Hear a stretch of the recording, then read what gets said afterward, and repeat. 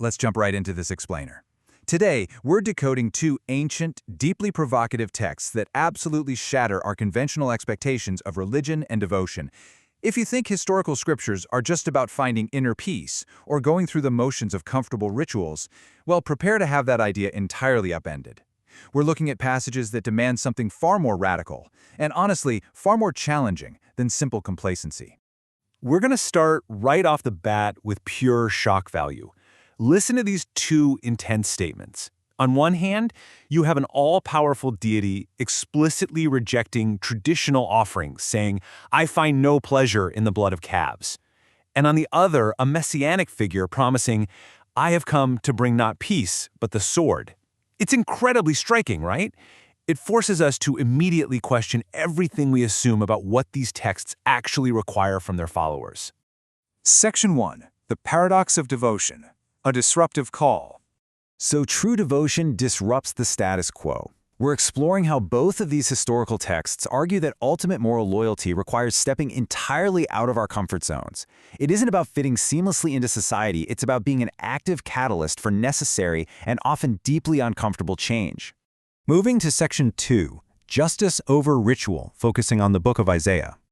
Just listen to the sheer intensity of this opening address.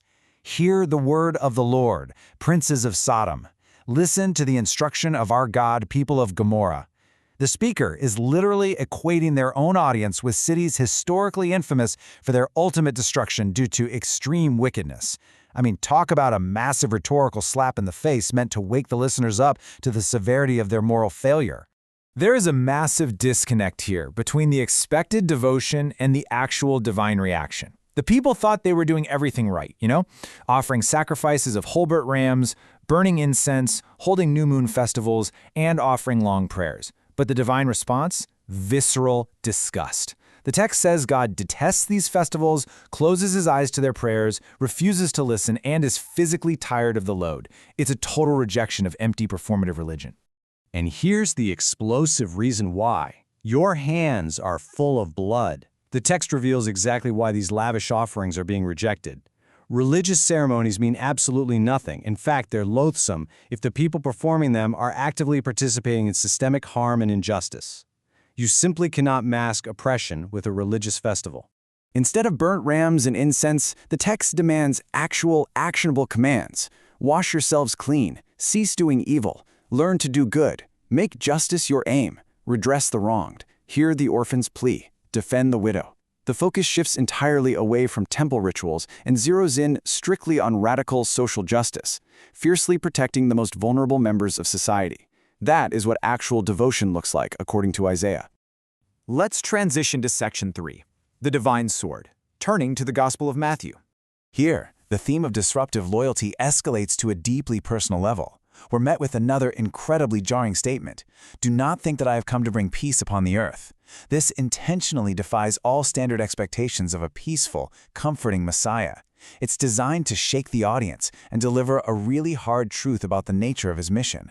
He follows that up by saying he has come to bring the sword. Now, to really grasp this concept, we have to understand the context. This sword isn't a literal weapon of war or violence. It's a powerful metaphor for agonizing division. It's a philosophical tool meant to sever complacency, to separate hard truth from easy comfort, and to demand ultimate, uncompromising allegiance. Think about the severe reality of what this means for relationships. Jesus says he has come to set a man against his father, a daughter against her mother, a daughter-in-law against her mother-in-law. True allegiance to this cause will actually create enemies within one's own household. It's a shocking claim that this specific devotion must supersede even the absolute deepest earthly bonds of family and kinship. And then it pushes the paradox even further.